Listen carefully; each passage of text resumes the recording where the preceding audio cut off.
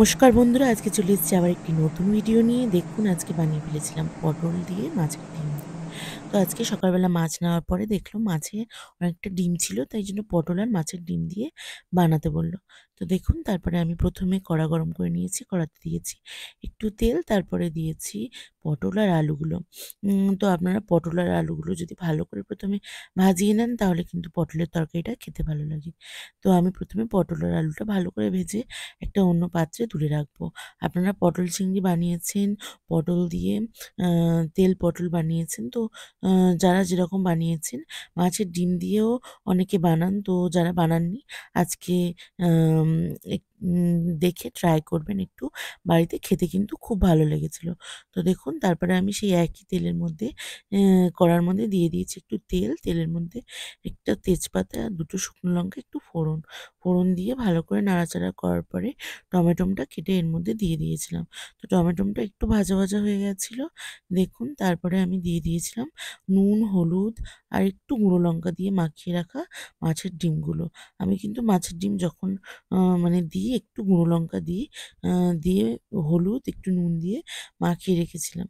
তো আগেও যখন মাছের ডিম আমি ভাজি, তো তার সাথে আষ্টে ভাবটা কাটানোর জন্য আমি একটু আ গুঁড়ো লঙ্কা ব্যবহার করি। আপনারা চাইলে নাও করতে পারেন।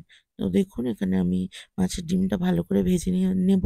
মাছের ডিমটা ভালো করে ভেজে সেগুলোকে ভালো করে গুঁড়ো, গুঁড়ো করে নিতে হবে। আ কড়াইয়ের মধ্যেও করতে পারেন বা কড়া থেকে অন্য পাত্রে লাভিয়েও করতে পারেন। আমি কড়াইয়ের মধ্যে করে নিয়েছিলাম। কারণ আমার সময়টা ছিল অল্প। তো তারপরে দিয়ে দিয়েছিলাম তার মধ্যে পেঁয়াজ আর হলুদ গুঁড়ো। যেহেতু আমি লঙ্কার গুঁড়ো ডিমের মধ্যে মাখিয়েছিলাম, সেজন্য আমি আর লঙ্কার গুঁড়ো দেব না। আর তার উপরে আবার শুকনো লঙ্কা দিয়েছি।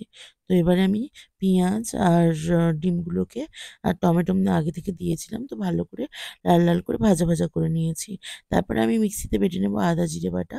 তো আদা জিরে বাটাটা বাটা আম আপনারা আ রসুন রসুনটা আলাদা আদা রসুনটা আলাদা, আর আদা জিরে বাটাটা ১ম এ আমি দিয়ে দিলাম আদা রসুনের পেস্ট, তারপরে দিয়ে দিলাম আদা জিরে বাটা। তো দিয়ে তারপরে আমি ভালো করে নাড়াচাড়া করতে থাকবো আর দিয়ে দেবো একটু জল। তো জল দিয়ে তারপরে ভেজে রাখা পটল আলুগুলো দিয়ে দেবো। দিয়ে একটু নাড়াচাড়া করার পরে আরেকটু আবার জল দিয়ে ঢাকা দিয়ে রাখবো। পটলটা কিন্তু ভাজার সময় বেশ খানিকটা সিদ্ধ হয়ে এসেছিল, তাই অনেক জল দেওয়া চলবে না। অনেক জল দিলে কিন্তু ঝোল, ঝোল ব্যাপার হয়ে যাবে, ভালো লাগবে না, অনেকটা সময় লাগবে। তো আলু আর পটলগুলোকে আমি ভালো করে ডিমের সাথে আ কষিয়ে নেব। কষিয়ে নেওয়ার পরে আ আবারও আমি দেবো একটু জল। জল দিয়ে আমি ঢাকা দিয়ে রাখবো। তো ঢাকা দেওয়ার পরে যখন মনে হবে যে আলুগুলো সিদ্ধ হয়ে গেছে, পুরোপুরি গা মাখা হয়ে গেছে, তো তখনই আমি নামিয়ে ফেলবো আজকের আমার ডিম দিয়ে পটল।